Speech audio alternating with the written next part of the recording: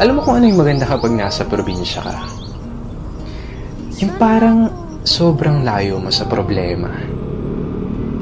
Yung mga huni ng ibon, sariwang hangin, na kahit sobrang bigat ng pakiramdam mo, kapag naranasan mo tong mga to, biglang mawawala na lang.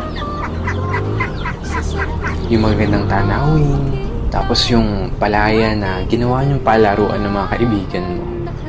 Sarap talagang mumuhay sa probinsya, no? Yung para talagang napakalayo mo sa problema. Yung parang napakalayo mo sa malupit na sistema ng mundo. Na kapag nasa probinsya ka, mararamdaman mo talaga yung halaga ng sarili mo kesa sa iba. At napapasabi ka na lang na there's no place like home or like probinsya.